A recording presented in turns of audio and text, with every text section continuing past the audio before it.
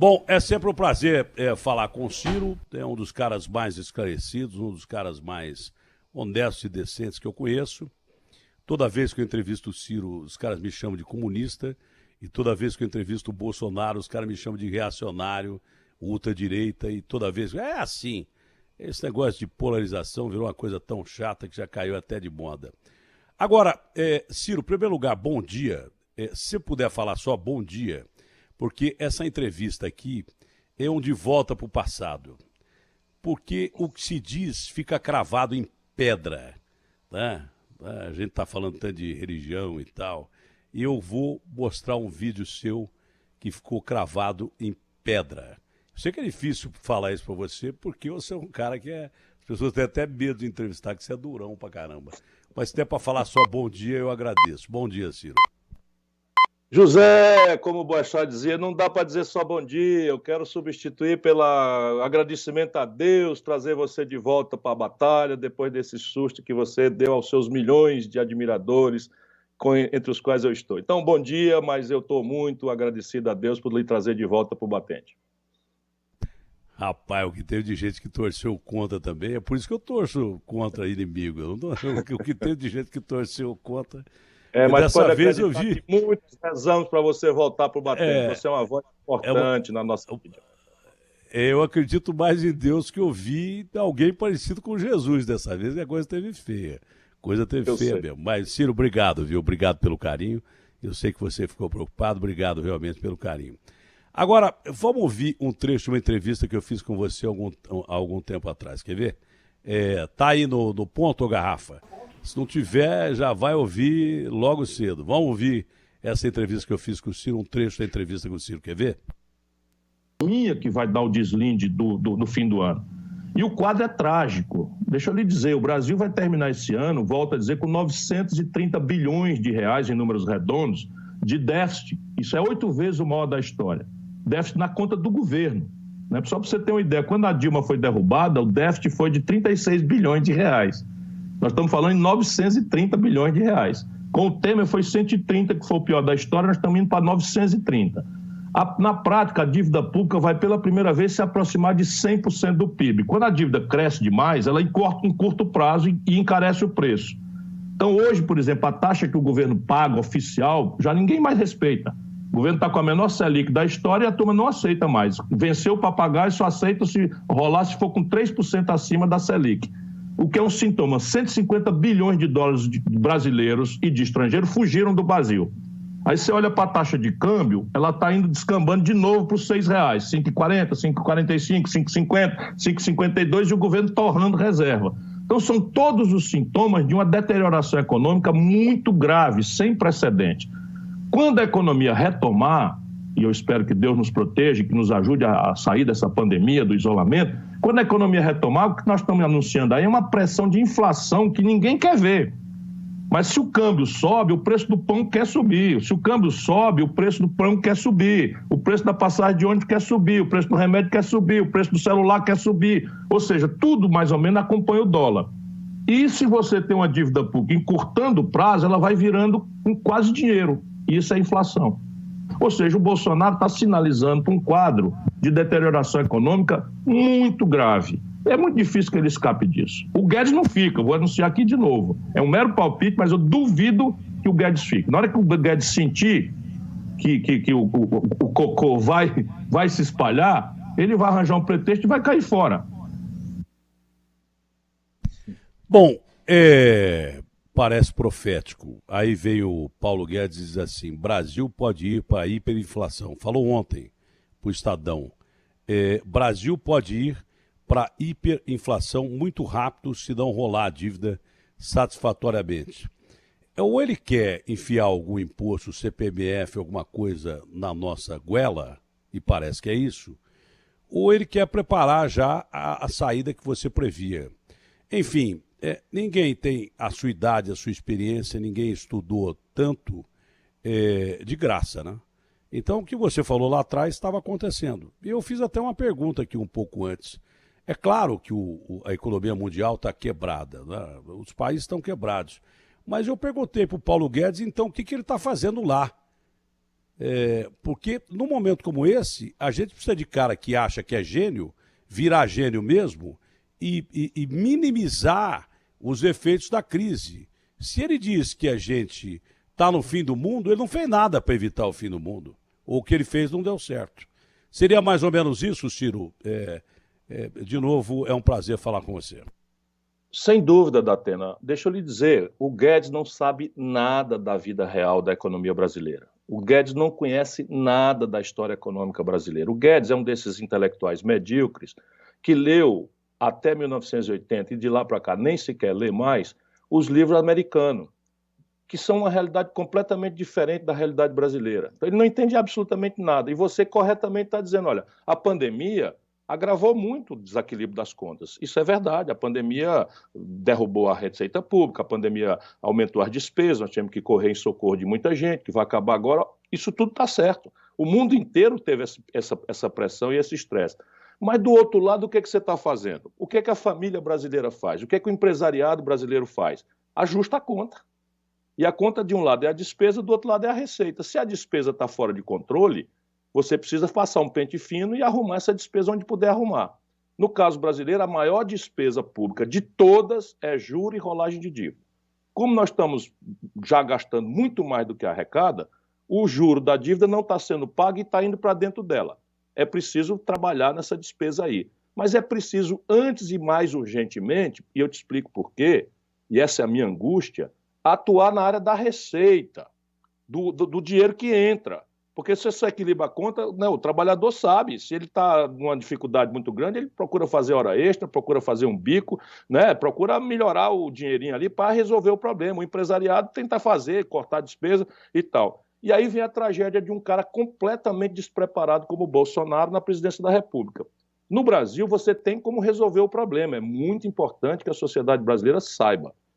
Agora, para resolver o problema, tem que chamar um debate honesto com as pessoas. Então vamos lá. O Brasil, esse ano, com essa barafunda toda, essa quebradeira toda, está dispensando mais de 300 bilhões de reais de imposto devido. Não estou falando de sonegação, que é enorme. É isenção fiscal, por exemplo, de empresas que não têm nenhum retorno. Você pode passar um pente fino nisso e arrumar aí uns 50, 70, 80 bilhões de reais. Eu mais ou menos sei onde é que a gente podia achar, ainda mantendo, veja bem, 220, 230, 250 bilhões de reais de isenção fiscal. Mas eles não estão fazendo. Se o Brasil cobrar meio ponto percentual, que é o que o mundo está fazendo. O que é que o mundo está fazendo? A Europa, os Estados Unidos também alopraram as despesas, também agravaram os seus desequilíbrios, mas todos aumentaram a tributação dos super ricos. Por quê? Porque isso não gera distorção embaixo, como a CPMF gera distorção embaixo. Mas o super rico não. Se você cobrar, como o mundo inteiro cobra, um imposto sobre lucros e dividendos empresariais, que eu já cobrei quando fui ministro da Fazenda do Brasil, com o governo Itamar Franco, a gente se cobra igual eu cobrei, uns 80 bilhões de reais por ano. Só cobrando o que o mundo inteiro cobra, os americanos cobram, os europeus cobram, e aumentaram esse tributo, que é o seguinte, o Banco Itaú, para dar um nome claro para as pessoas saberem, sem nada contra, o Banco Itaú acabou de, quer dizer, pouco tempo atrás, de tirar 9 bilhões de reais para 4 famílias e não pagou uma pataca de imposto. Enquanto isso, o trabalhador brasileiro de classe média paga 27,5% de imposto de renda. Percebe? Isso não existe em lugar do mundo. Lá se vai mais 90 bilhões que a gente pode botar para dentro. Ô, Paulo Guedes, aprende aí um pouquinho, toma nota. O Datena está ajudando aí a gente a te ajudar a resolver esse pepino. Mas o que é o problema? O problema tudo é interdição mental. Se a gente cobrar, Datena, 0,5% a 1% dos grandes patrimônios acima de 25, 30 milhões de reais, a gente arrecada mais 70 bilhões de reais. Sabe qual é a distorção que isso gera? Nenhuma. Pode ser provisório, meio ponto, ó, super rico. Vocês aí vamos ajudar aqui, é uma transição para a gente equilibrar a conta, porque senão é que nem cuspir para cima. Na hora que você não resolve a conta se resolve na superinflação, que já começou para o povo. Porque esses números de inflação, eles são médias. Então, o preço da diária de um hotel de luxo cai, porque o turismo despencou, eu pego a queda e rebato com o preço do feijão, que subiu 30%, o preço da carne, que subiu 20 e tantos por cento, o preço do óleo de soja, que subiu 20 e tantos por cento, o preço do arroz, que subiu 30%, o preço do óleo diesel, que está subindo e arrebentando o custo de frete dos caminhoneiros, o preço do gás de cozinha, que está aloprando R$ 80 na casa da mãe de família do interior do Brasil ou da nossa periferia de São Paulo. Agora, qual é a tragédia de botar gente despreparada e estagiário na presidência da República? Existe, Datena, solução. Eu já mostrei aqui algumas, eu não quero ser mais chato do que eu já fui, só que eu queria dar algum sopro de confiança no povo brasileiro nessa hora trágica. Porém, essas coisas têm que ser feitas obedecendo a um princípio da Constituição que chama princípio da anterioridade. O que é o princípio da anterioridade? Só posso mudar a estrutura de impostos, de tributação de um país para ela ter vigor no ano fiscal seguinte. Ou seja, nós estamos caminhando para metade de novembro, falta 45 dias em número redondo para o ano acabar, e esses caras nenhuma proposta têm. Essa é a tragédia de um despreparado como o Paulo Guedes e um tarado, amalucado, boçal, imbecil como o Bolsonaro na presidência da República. Percebe? Então, 45 dias falta para a gente tomar decisões que, se tomadas agora, tem efeito no ano que vem. Se não for tomada agora, se for tomada só em 2021, só vai ter efeito em 2022. Aí, meu irmão, Maria já foi para o brejo. Percebe? E é isso que o Paulo Guedes está vendo.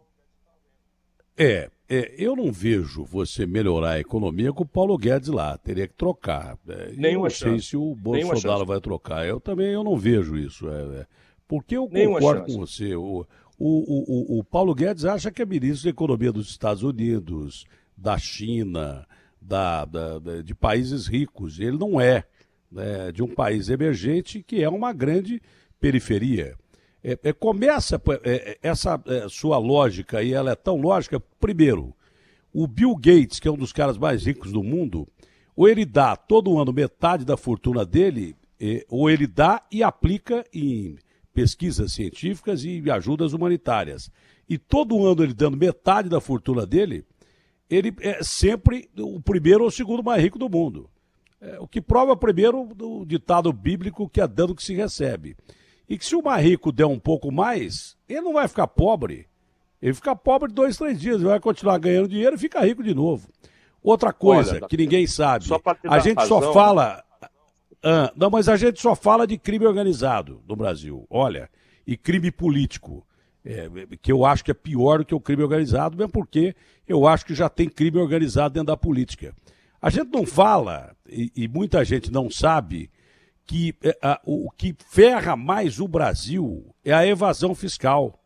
É o cara que não paga imposto. A evasão fiscal, ela é mais perniciosa que a corrupção e do que o crime organizado. Não sei se juntos, mas beira isso, a evasão fiscal. E muita gente também não paga imposto porque não acha justo pagar imposto para o Estado ter esse imposto mal aplicado, com gente roubando o imposto que o cara vai pagar. Eu vou pagar o imposto para saber onde não vai. Se eu soubesse que aquele tijolinho daquela ponte fui eu que paguei, está tudo certo. Mas aquela ponte foi o Odebrecht que fez e político levou dinheiro, o dono da empresa levou dinheiro também. Então por que eu vou pagar imposto? Tem cara que pensa assim. Esse é o grande detalhe. E continuando nessa sua regra de exposição, nós temos 210 milhões de habitantes, não é isso? Se tem isso, um pouco mais do que isso, não sei, é isso. Tá? Sabe quantos bilionários tem no Brasil? 40 só. 40 bilionários em 210 milhões de habitantes, o que mostra uma divisão de renda absurda, desonesta e impensável. A distribuição de renda no Brasil é uma coisa execrável. Metade da população brasileira não tem esgoto, não tem privada. 20 milhões de pessoas não têm água encanada. Num dos países que tem um dos maiores potenciais do mundo, que tem no agronegócio possibilidade de competir com os americanos em 20, 30 anos, já compete com a Europa diretamente, um país rico pra caramba e um povo pobre pra caramba. Então tem alguma coisa errada aí, pô. É a política. 5 pessoas, Datena, 5 com os dedos de uma mão, acumulam hoje fortuna equivalente às posses de 100 milhões de brasileiros. E o Brasil, você falou, tem 42 bilionários e a proporção do imposto que eles pagam é de 6% sobre a sua renda, enquanto a população, porque é tributada no consumo, é tributada diretamente no imposto de renda de salário, paga entre 30% e 40% de carga tributária. Essa é a perversão e essa é a pista da solução. Não é para ter nada contra rico. Apenas a gente tem que distribuir a conta dessa tragédia humana, né, de saúde pública e de colapso econômico, a gente tem que distribuir a conta para salvar o país, inclusive os ricos. Porque, repare, os ricos no Brasil estão saindo do país violentamente. No governo Bolsonaro, 150 bilhões de dólares, você pode multiplicar isso por 5, um número redondo, embora seja mais, para a gente ter o cálculo em real. Ou seja, 550 bilhões de reais, meio trilhão de reais, fugiram do Brasil no governo Bolsonaro Guedes. No dólar, não é? Indo embora. 150 bilhões de dólares. O que é que acontece? Se o dólar vai-se embora, você tem o preço do dólar em real aumenta. O Bolsonaro empobreceu a sociedade brasileira e o Paulo Guedes em a metade. Os ricos brasileiros que não tiveram a condição de tirar o dólar para fora, perderam metade da sua capacidade de comprar. Veja bem, porque tudo, os preços na prática, tudo acompanha o dólar. Porque o povão não compra dólar, mas come pão. O pão é feito de trigo e o trigo é em dólar. O povão não compra dólar, mas come arroz. Se o dólar fica desse preço, o agricultor vende o arroz para o estrangeiro, o preço do arroz explode aqui. O óleo de soja em dólar vende para o estrangeiro, que ganha mais reais, porque o dólar saiu de 3,70 para 5,40, 5,50 na mão do Bolsonaro. Essa entrevista eu te dei em março passado. E estava tudo escrito nas estrelas, e essa enganação, a mentirada, que se aloprar o salário do povo, o investimento volta, se aloprar a aposentadoria do povo, o investimento volta, se acabar com o serviço público, o investimento volta. 150 bilhões é a maior fuga de capital, fuga de dólares da história do Brasil. E o Brasil era a nona economia do mundo há mais de uma década. O Bolsonaro e o Guedes derrubaram a economia do Brasil, empobrecendo pela metade do nosso povo para a 12ª economia do mundo, na mesma pandemia. Que a pandemia papocou na Coreia do Sul, papocou na Índia, papocou no mundo inteiro. Por que o Brasil é a moeda que mais desvaloriza no mundo? Paulo Guedes e Bolsonaro. Por que o Brasil tem a maior fuga de capitais do mundo? Bolsonaro, Paulo Guedes. Por que a maior quantidade de mortes é os Estados Unidos, logo depois o Brasil? Bolsonaro, genocida, recomendando remédio como um charlatão, sabotando o esforço da vacinação, politicando em cima de vacina e de morte do povo, chamando a sociedade brasileira de maricas. Ele tem um problema de armário, porque ele só vive falando disso, de negócio de sexualidade, de orientação sexual. Bolsonaro não tem a menor compostura, nem respeito pela população brasileira. Então, veja, estão destruindo a nossa economia. E isso vai ficar um legado macabro. O que eu apenas quero dizer é que tem solução. Vai dar muito trabalho, mas tem solução. Ciro, você já foi ministro do Lula, depois chegou a dizer que o Lula ou roubou ou permitiu que fosse roubado muito. Você teve encontro com ele agora, não se tem muita notícia desse encontro, mas obviamente que é encontro visando eleições presidenciais que estão já em pauta aí. O Dória fala que não está em eleição, mas está. O Bolsonaro assume que está em eleição e está mesmo. Né? E você sempre disse já há muito tempo que já estava em eleição. Tá? Que pretende ser presidente da República Federativa do Brasil. O que é que foi tratado nesse encontro com o Lula e se há a possibilidade de uma chapa formada por você e pelo Lula, vocês que já tiveram amor e ódio aí, às claras? O governador do Ceará, Camilo Santana, é meu companheiro, meu aliado, e é um grande sujeito. Ele é aprovado aqui por quase 80% da população brasileira. E ele se incomoda muito, sofria muito com essa distância, esse azedume que se estabeleceu entre eu e o Lula, e a burocracia corrompida do PT. E me fez um apelo, né, se eu aceitava conversar. Olha, quem pega é catapora, eu sou um vocacionado para a política. A gente precisa ter a capacidade de conversar com o pior adversário, quanto mais aquele que foi meu companheiro, meu amigo aí durante tantos anos, como é o caso do Lula. Embora eu tenha me decepcionado profundamente com a questão econômica. Né? O PT, que fez um belo trabalho no primeiro momento, quebrou o Brasil. Vamos ser honestos, não foi o Bolsonaro que produziu essa crise. Quem produziu essa crise foi a Dilma e o desastre de chamar o Levi, de fazer essas renúncias fiscais todas tremendas, e o desemprego explodiu e tal, enfim. Mas o Bolsonaro está agravando o problema e eu quero consertar o problema. Então, veja, o Camilo me fez um apelo e eu disse, topo, na hora que você quiser. Se ele quiser conversar, não faz mal para ninguém. E o Lula, e eu digo, hoje eu fico satisfeito de ter aceito, o Lula, enfim, pediu para que a conversa acontecesse. Nós passamos ali umas 4 horas conversando, como a gente diz assim no ditado popular, lavamos a roupa suja para valer. Eu disse tudo que eu imaginava que tinha que dizer para o Lula, refletindo sobre as coisas, sem rancor, mas com muita... Mesma coisa que eu falo em público, falei para ele, com as delicadezas necessárias, mas com a firmeza e a clareza necessária. Ele também falou para mim tudo que ele pensa, e eu diria a você que saímos de lá, eu e ele, do jeito que entramos. Não mudamos de opinião, nem eu mudei de opinião sobre o desastre econômico, nem sobre o desastre moral que eles representaram. Eu atribuo a essa condução desastrada a tragédia em que o Brasil foi mergulhado com esse bolsonarismo boçal. O São Paulo deu 70% dos votos, uma cidade progressista, uma cidade líder da América do Sul, que votou a vida inteira conosco, do nosso lado, deu 70% ao Bolsonaro. Eu não posso chamar esse povo de gado, eu não posso chamar esse povo de fascista.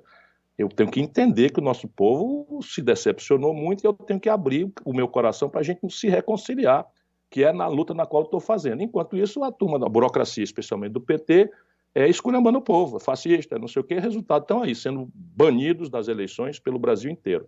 Então, a conversa foi só essa, não é muito provável que a gente faça qualquer tipo de aliança, porque agora o que está em disputa no Brasil é quem é que vai tirar o Brasil dessa encalacrada. O Bolsonaro vai ser destruído, eu não vejo o Bolsonaro... por esse desastre econômico e essa forma irresponsável, a canalhada. Você imagina o Bolsonaro chamar os americanos para uma confusão de guerra? Espera um pouquinho, ele agora está acabando de desmoralizar as Forças Armadas brasileiras. O Brasil foi objeto de uma galhofa e de uma risada internacional pela canalice, pelo deboche, pela irresponsabilidade, a profunda desqualificação do Bolsonaro. E a gente não pode diminuir as palavras, viu, Datena? Eu sei que às vezes as pessoas me consideram muito duro, mas um canalha como o Bolsonaro tem que ser chamado de canalha. O filho denunciado, corrompeu os filhos desde criança, corrompeu as esposas, enfim, não pode ser chamado por menos de um canalha, e cadeia para um cara desse é pouca. Então a grande questão é quem vai tirar o Brasil do desastre econômico, moral e internacional que o Bolsonaro produziu e vai agravar muito. É uma volta ao petismo e suas contradições? Eu quero crer que não, e estou fazendo uma força grande para pedir ao nosso povo para a gente construir um caminho. Mas os super ricos do Brasil, que elegeram o Bolsonaro, estão preparando um caminho. Eles querem lavar as mãos, ele acha que o nosso povo é burro, então o Luciano Huck, que votou no Bolsonaro, o Dória, que era Bolsodória, que votou no Bolsonaro, o Sérgio Moro, que vendeu a toga e tirou os direitos políticos de um político, e tirou esse cara da eleição, não estou nem fazendo juízo de valor, e no dia seguinte foi ser ministro do político que ganhou a eleição por causa da sentença dele, que é um malandrão, que trabalhou com o Bolsonaro para cobertar a corrupção da mulher do Bolsonaro, dos filhos do Bolsonaro, que é esse Sérgio Moro, estão se juntando para tentar fazer o povo de idiota e dizer, olha, o Bolsonaro é um desastre, nós precisamos ir por cento. Tudo direitista, protofascista, tudo tem o mesmo projeto do Paulo Guedes de esquartejar o Brasil, de entregar o Brasil para o estrangeiro, e nós não podemos deixar o Brasil nem renovar esse compromisso que está quebrando o nosso país, destruindo o nosso mercado de trabalho. Ô Datena, desculpa, eu gosto muito de trazer informação prática para as pessoas saberem por que eu sou tão indignado. A maior agricultura tropical do planeta Terra, que é o Brasil, acabou de importar, pela mão do Bolsonaro, eu rio para não chorar, 30 mil toneladas de soja dos Estados Unidos. O agronegócio brasileiro perdeu, está se arrebentando. O Bolsonaro deu uma cota de etanol, liquidando o setor sucroalcooleiro brasileiro, que já vem numa dificuldade grande. Alô, Ribeirão Preto! Alô, querida São Paulo! O Bolsonaro está liquidando um dos setores que mais emprega e gera renda, que é a bioenergia, o etanol brasileiro, importando dos Estados Unidos. O Bolsonaro aumentou a cota de importação de trigo dos Estados Unidos. O Bolsonaro destruiu 1/3 da capacidade de produção das refinarias da Petrobras e o Brasil virou o maior importador de diesel, gasolina, querosene de aviação e gás de cozinha dos Estados Unidos. Tudo picaretagem, tudo propina, tudo ladroeira. O Bolsonaro entregou a BR Distribuidora para um pool de banco sem nem sequer avaliar o valor dos terrenos.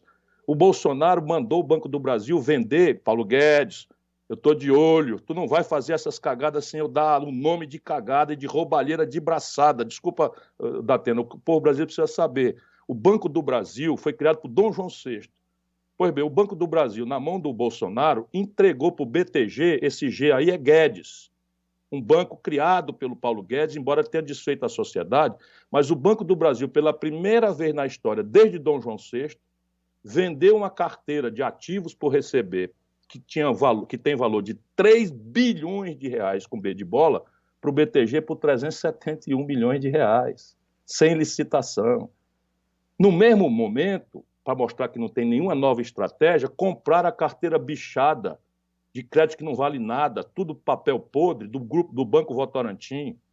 O Bolsonaro mandou a Petrobras vender o campo de Carcará, está mandando vender as refinarias do petróleo, vendeu a estrutura de gasodutos da Petrobras, vendeu a BR Distribuidora, que são os setores que mais dão lucro para a Petrobras, meu irmão, e mandou comprar campos, lotes de petróleo de uma multinacional chamada Total, na Bacia Amazônica. Deixa eu te dizer, o Conselho Nacional de Petróleo licitou vários blocos de petróleo e essa Total arrematou, por preço por ninharia, vários blocos de petróleo na Bacia Amazônica. Quando foi procurar o petróleo, começou a dar problema de meio ambiente, inclusive na matriz dela, porque está todo mundo reclamando da destruição da Amazônia, aí vem uma multinacional querer explorar petróleo na Bacia da Amazônica, embora tenha sido feito todo com os cuidados. Pois bem, os campos micaram. Sabe o que esses canalhas fizeram, Datena? A Petrobras recomprou os campos da Total, que não vale nada. Estão na crise econômica ferrada e a roubalheira correndo frouxa. E isso, como é que a gente chama? São canalhas.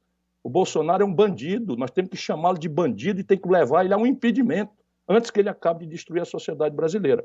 E aí, a solução para isso é voltar à maluquice do PT? Acho que não. Acho que a solução é a gente ter que estar construir um caminho. Por isso eu estou apoiando a Marta Rocha, no Rio de Janeiro, estou apoiando o Márcio França, em São Paulo, estou apoiando o Calil, em Belo Horizonte, estou apoiando o Bruno, em Salvador, apoiando o Sarto, em Fortaleza, para a gente criar uma corrente em que o voto seja dado a bons administradores, como é o caso do Márcio França, o único administrador qualificado que está na disputa, mas também que seja um voto que, ao negar a polarização odienta, construa o futuro do Brasil nas grandes cidades. Faltou só um rabicho, que quando você disse que depois das 4 horas com o Lula, você disse que é provável que haja uma aliança, mas um provável não muito definitivo, não é uma aliança nem com o Lula, eu não acho nem nem é com provável, o PT. Não, mas você disse provável. Como você disse provável, é a pergunta que eu faço a seguir. Uma história de chapa, ou com cabeça o Lula, ou você, para a presidência da República, isso está afastado a qualquer possibilidade. Completamente. Não é provável em nenhuma circunstância. Era preciso que o PT tivesse a grandeza que teve, por exemplo, a Cristina Kirchner na Argentina. Não era preciso que tivesse a grandeza do Bernie Sanders nos Estados Unidos, porque a eleição não é um concurso de simpatia, não é quem é o cara que você preferia para ir tomar uma cerveja, percebe? Como muitas vezes o eleitorado escolarizado, os artistas, os intelectuais, a gente tem um pouquinho essa distorção. Quem é o gente boa que está disputando? Eleição é viabilidade. Então vamos tomar concretamente o caso em São Paulo. O Márcio França é o que tem mais chance de derrotar o Dória, né? E é um candidato que tem programa, projeto, experiência, administrador, governou São Paulo, foi prefeito reeleito com 93% dos votos, está propondo frente de trabalho, porque vai acabar o socorro emergencial de 1º de janeiro. E o Boulos é o simpático, é o cara que certamente seria muito agradável tomar uma cerveja. Ok, nós estamos nesse lado aí, todo mundo, mas aí eles ficam atacando o Márcio, em vez de atacar o Russomano, em vez de atacar o Dória, não é? Então esse é o grande erro desse petismo raiz, não é? Ou do petismo corrompido, é só pensar em si mesmo, eles não pensam na sociedade. E eu estou preocupado em construir um caminho em que a gente tire o Brasil dessa confrontação radicalizada, em que o Brasil sai da eleição já rachado e ninguém deixa o outro trabalhar. Essa história do Boulos em segundo lugar, que muita gente pensava impossível, de repente o Boulos está em segundo lugar. Aqui em São Paulo, da pesquisa do Ibope e da pesquisa do Datafolha, que o Russomano tinha barrado até hoje. Isso lhe dá uma perspectiva daquilo que você pensa para o Brasil do futuro? Porque não deixa de ser uma derrota para o Bolsonaro, que apoia o Russomano, a mesma coisa com o Crivella no Rio de Janeiro. E depois nós vamos falar dos Estados Unidos, que é um assunto à parte. Esse aí eu queria colocar à parte, que eu acho que tanto faz Trump ou Biden. Os caras ficam falando de esquerda americana. Que esquerda americana? É a maior capital do mundo. O tal de Biden, se ninguém sabe, foi o senador que levantou a bandeira da Guerra do Golfo, quando os caras invadiram o Iraque, dizendo que o Saddam Hussein tinha arma química. Não tinha nem colírio, encontraram lá no Saddam Hussein. Eles queriam petróleo, porque o Bush estava metido em empresas petrolíferas e tal, e daí por diante. Eles queriam invadir por causa disso. Tá? Então não tem essa história de esquerda americana, que o Biden é da esquerda americana. E também ele pode complicar um pouco mais o Brasil com essa pressão internacional, mas já haveria essa pressão internacional por causa de mercado, não é por causa de política. Porque nem o Trump é amigo do Bolsonaro e nem o Biden é inimigo do Brasil mais que o Trump. É império. Império é império, cara. Império não deixa o outro crescer. Então, tanto faz. Olha, se o Biden ganhar, vai ser ruim pro Brasil. É ruim pro Brasil com o Trump lá. O Ciro tá falando uma série de incongruências que eu não sabia dessas importações que se houve, não ia falar. São importações absurdas de coisas que a gente tem mais que os caras aqui, condição de produzir, que a gente botou o ovo em pé. O álcool, quem botou o ovo em pé foi o Brasil. Né? Não mataram um cara que inventou um carro à água, sumiu o cara. Nunca ninguém ouviu falar.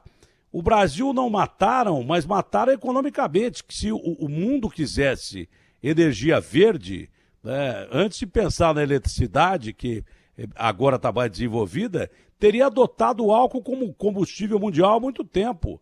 Não adotou o álcool como combustível mundial porque tem petróleo. Então isso é tudo jogo econômico. Se acreditar que americano quer o bem da gente é a coisa mais ridícula do mundo. Né? Não só americano, inglês, francês. Eles querem mais é que a gente se ferre. Esse é jogo econômico. Então, a história... vamos voltar para o nosso quintal aqui. Não sei se o Russomano vai para o segundo turno, está empatado aí em segundo lugar com o França e com o Boulos, tá? Não sei se ele vai para o segundo turno, ele está em queda, os outros estão subindo, o Boulos sobe, o Márcio se mantém, mas é uma força política por experiência, e o Russomano está caindo. Lá no Rio, o Crivella caindo, tá? Essas derrotas para o Bolsonaro significam o quê? Em duas cidades importantes aí do país, fora outras cidades. Seria melhor que ele fizesse o que ele tinha dito, que não ia apoiar ninguém para prefeito, e ele acabou se metendo em duas eleições em que ele pode quebrar a cara. Olha, Datena, você mais uma vez está antecipando, né? Nenhuma sociedade amadurecida, nenhum eleitor maduro dá para instituto de pesquisa antecipadamente o resultado. Você tem que votar no que é melhor, nós temos 2 turnos. E se você tem predileção, vota no que você prefere e no segundo turno mais viável para ganhar contra aquele que você acha o pior das coisas. E isso está acontecendo. Faltam 3 dias, a gente não deve acreditar em pesquisa, temos que lutar até o fim, porque, como a gente diz aqui, o caboclo do Ceará diz, os poderes da maldade são muito grandes. Nós temos que trabalhar contra os poderes da maldade até às 5 horas da tarde do domingo, né? Mas veja o que a gente já pode ver. O povo brasileiro está banindo os extremos. O lulopetismo corrompido está levando uma grande sova no Brasil e o bolsonarismo boçal está levando uma grande sova no Brasil. A cidade mais importante da América do Sul é São Paulo. Antes de mais nada, tem que escolher um bom prefeito, que cuide da creche, do transporte, enfim. Mas o mundo inteiro vai ler se São Paulo votou favorável ao lado do Bolsonaro ou não. E São Paulo, mais uma vez, que está escrito na bandeira, São Paulo conduz, não é conduzida. Então o Brasil inteiro está comemorando o desastre bem feito, né, pelo despreparo, pela falta absoluta de compostura, pela nota de R$3 que o bolsonarismo representa e sua representação. No Rio de Janeiro, a mesma coisa. A maior rejeição de todas é lá e o PT está lá fora do debate. Aí em São Paulo está o Tato, né, também quinto, sei lá, quarto lugar, enfim. Em Minas Gerais, Datena, o Calil, que é o nosso candidato, está com 65%, o PT tem 2%, e o candidato do Bolsonaro tem 5%. Então, nas 3 principais Foi o cara que do melhor administrou a pandemia. Eu entrevistei aqui o Calil. Porque ele entrega, ele não tem conversa mole, ele é administrador. Ele não gastou um tostão. Ele falou assim, Ciro, me permita. Claro. Ô, Datena, eu investi em gente, ô, Datena. Eu investi em médico, eu investi em enfermeiro. Eu não gastei um tostão com o hospital de campanha. Respirador não salva a vida, Datena. Salva a vida é gente. Eu não gastei um dinheiro, por isso que não teve corrupção aqui. Pô, o cara que não fez um hospital de campanha, ele já ganhou no primeiro turno, assim, já ganhou para a próxima eleição. Vamos ver, mas assim, aí você descendo pelo Brasil afora, é isso que está acontecendo. É isso que está acontecendo no Brasil. Vamos ver, evidentemente não quer dizer que a minha força ganhou. Isso, eu estou muito longe de cometer isso. Mas existe um campo não que rejeita o bolsonarismo boçal nas grandes cidades e que rejeita o lulopetismo corrompido. Essa turma é que nós temos que organizar para tirar o Brasil dessa encruzilhada. Isso é a primeira lição que aparentemente o voto no Brasil está dando. Aqui em Fortaleza nós estamos enfrentando um bolsonarista boçal que escondeu o Bolsonaro até a véspera da eleição. Mas na hora que o Bolsonaro declarou, ele já subiu a rejeição e já perde para nós por 10 pontos no segundo turno. Não, aqui em São Paulo o Bruno está com 32%, mas apesar dele declarar que é fiel ao governador, o Dória não aparece na campanha dele. É tudo isso, é para enganar a população. É evidente que eu adoro o Dória, mas ele não botou o Dória na campanha dele até agora. É possível uma composição sua com o Flávio Dino?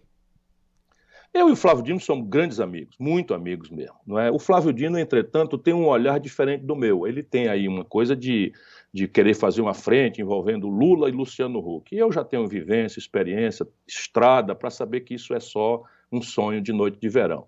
E, enfim, eu conversei com o Lula sobre essas coisas. Me disse de novo que não é candidato, evidentemente eu não acredito, porque eu sei que ele é candidatíssimo, mas a preço de hoje, concretamente, o Lula não pode ser candidato.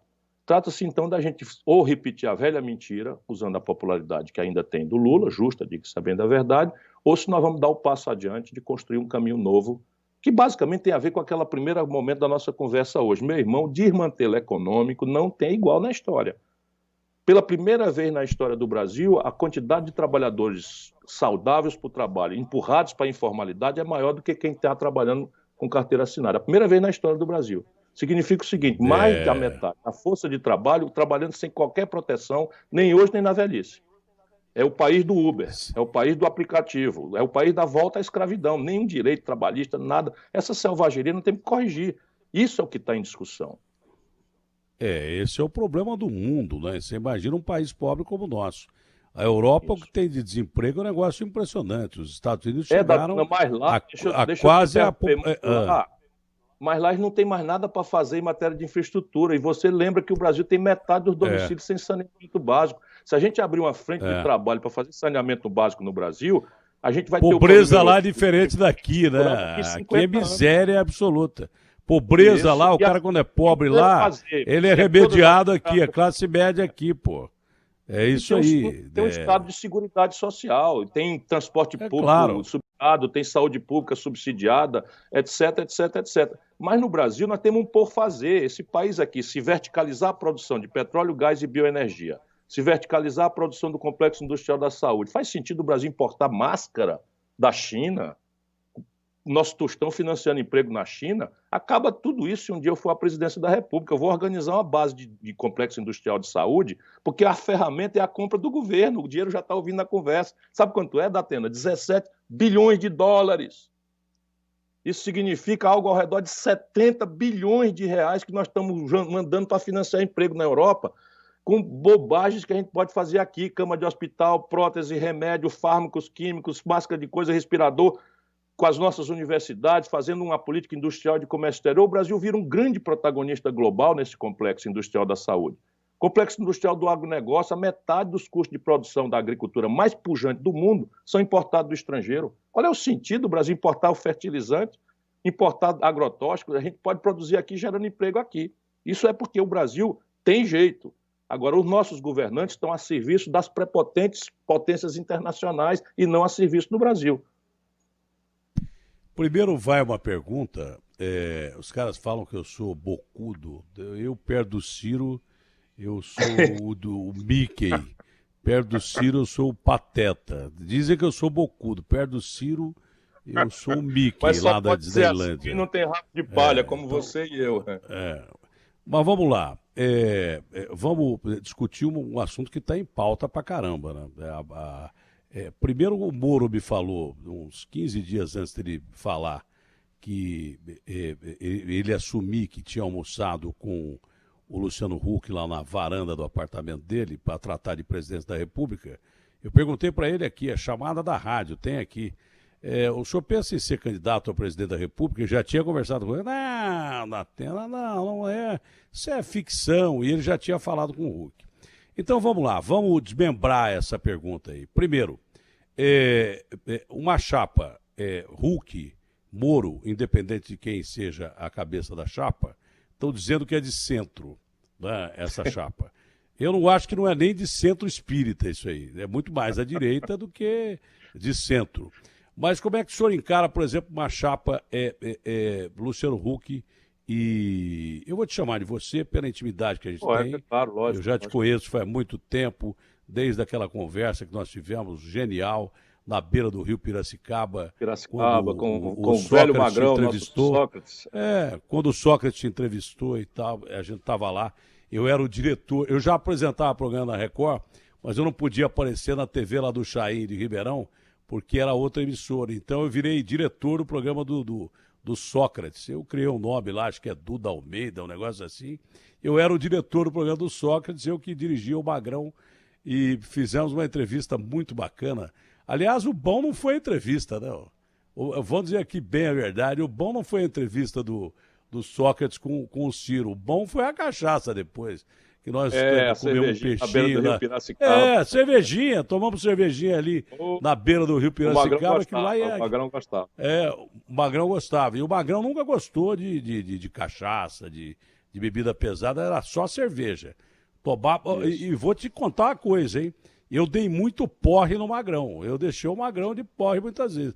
Tanto que eu perdi metade do pâncreas. A única diferença é que ele mudou de plano, eu estou aqui ainda, mas eu estou quase lá também. Agora vamos vai demorar muito. Vamos discutir. Não, eu também não faço questão. Vamos discutir aqui, do jeito que está o negócio, sei lá. Vamos discutir aqui esse negócio do Huck Moro, porque parece brincadeira, mas não é. O Brasil não pode mais ficar brincando com política. Então, vamos discutir essa chapa aí, Huck, Moro, ou então, já subdividindo a pergunta, um dos nomes separados e ligados a alguém. Veja, quais são os atributos que o Luciano Huck ou o Sérgio Moro têm para se oferecer, para ter como primeira experiência política tomar a presidência da República, da economia do Brasil, que é na pior hora da crise mais trágica, com um esgarçamento político absolutamente grave, com o Congresso Nacional meio que dominado pela fisiologia, pela roubalheira, mandando e desmandando sem assumir responsabilidade nenhuma. Eu acho que isso é pedir para morrer. E vou dizer isso com todas as letras, S's e R's. Mas a gente precisa entender que não são os dois. Existe no Brasil um poder real. Os super ricos no Brasil, 5 pessoas acumulam a fortuna de 100 milhões de nacionais. Não é? Essas 5 pessoas se reúnem, elas jantam juntas. E elas têm uma influência central na grande mídia. A única mídia comercial que deixa eu falar é a Bandeirantes. A única. Esses números que eu dou aqui não saem na televisão, na TV Globo, na TV Record, nem a pau Juvenal. E são números. Qualquer pessoa pode dizer, você é um irresponsável, mentiroso. Não é verdade que um terço da Petrobras, das refinarias da Petrobras estão paralisadas e que nós estamos agora, paramos as nossas refinarias e estamos pagando emprego nos Estados Unidos, comprando nosso gás de cozinha, todo o querosene de aviação.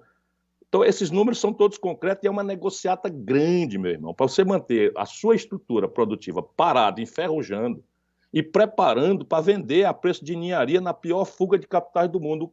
Então, essas coisas eu estou falando. Sabe quem comprou a BR Distribuidora? Não foi nenhuma empresa de distribuição de petróleo, foi um pool de bancos no Brasil. O que é que banco entende de petróleo, pelo amor de Deus, de distribuição de petróleo? Não entende nada. Negociata, propina, toco, corrupção grossa, né? Que não é negócio de superfaturamento de 3% em obra da Petrobras, que foi o tal Petrolão, né? O mensalão, que é negócio de dinheiro, né? de banco BMG e não sei o que e tal. Tudo isso é ladroeira e tem que ser punida, mas a roubalheira é assim, 3 bilhões de reais do Banco do Brasil de ativos por receber, vendido por 370 milhões para o banco que foi criado pelo Paulo Guedes.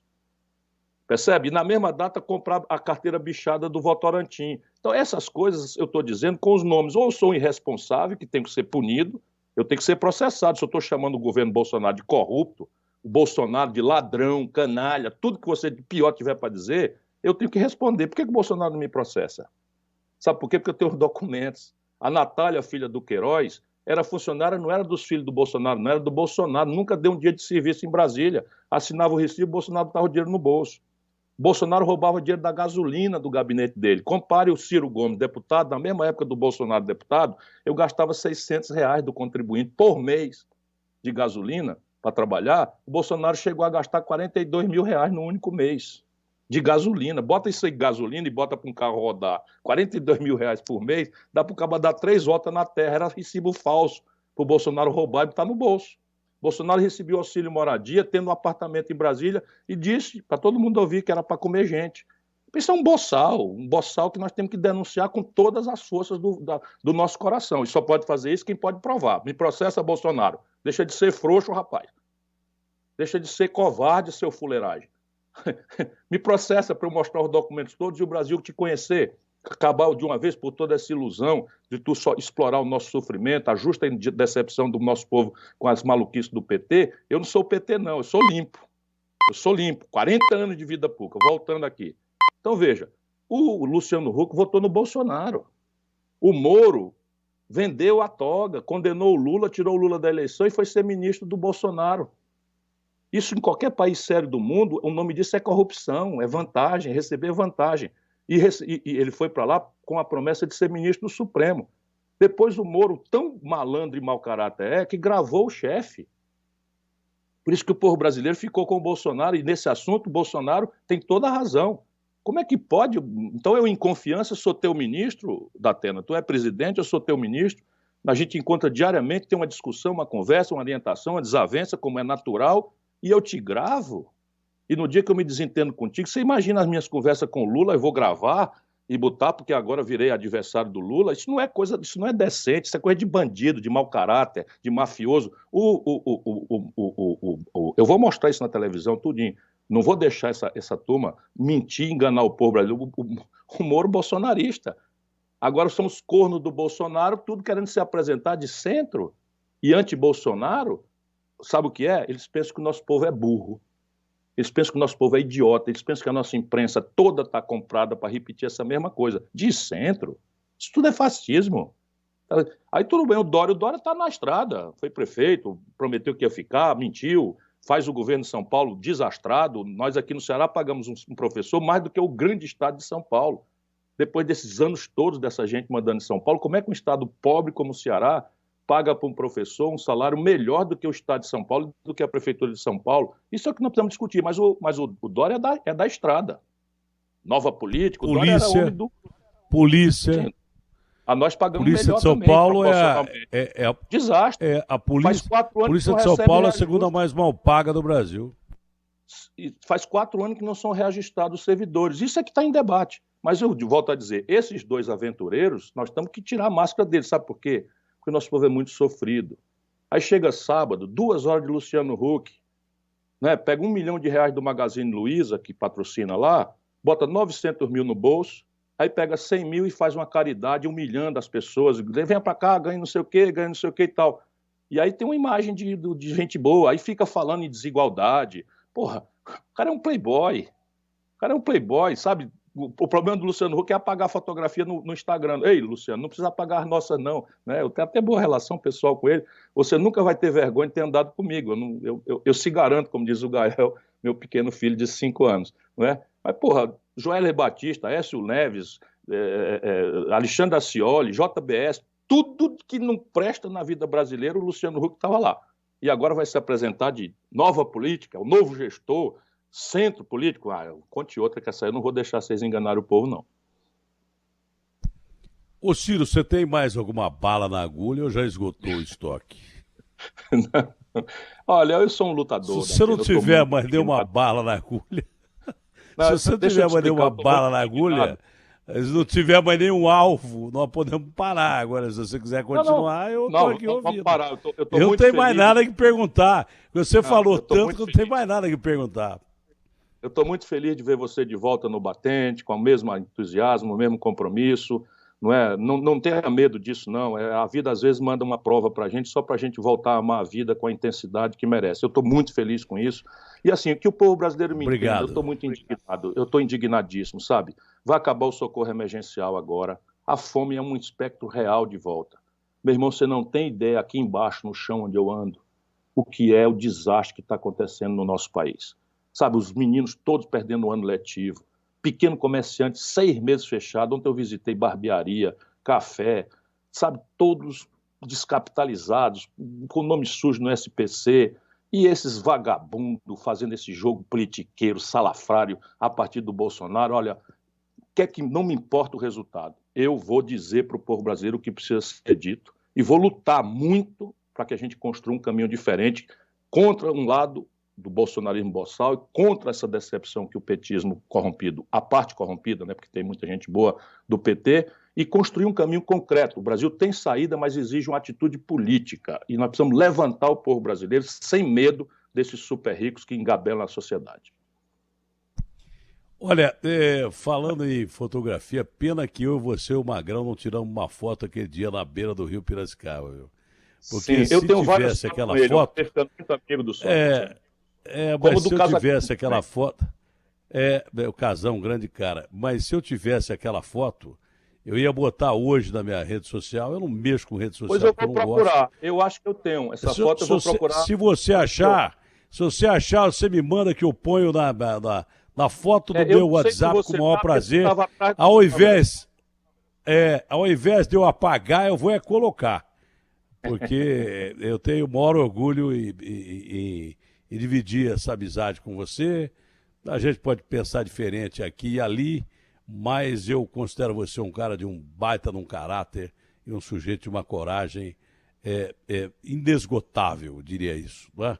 Você tem alma de nordestino. José Luiz da Atena, volte ao batente com toda a força, a sua bomba está inteira de novo. Não, que admira, conta essa ruim suas coisas, tá feliz, como eu. Se é uma coisa que eu nunca tive e não tenho, é medo de morrer. Você sabe porque o Sêneca já dizia, né? Você, a partir do momento que você nasce, você está aprendendo a morrer. Faz parte da vida.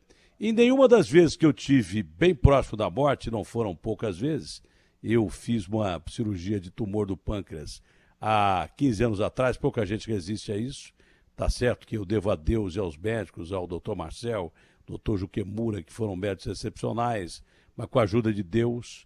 Tirei um tumor da garganta, tem outro aqui, se precisar tirar o tiro. Tive 5 stents implantados há pouco tempo atrás, o Calil, o Davi me salvaram. Dessa vez eu tive um infarto quando coloquei mais um stent. Em nenhum desses momentos eu tive nem um tiquinho só de medo de morrer.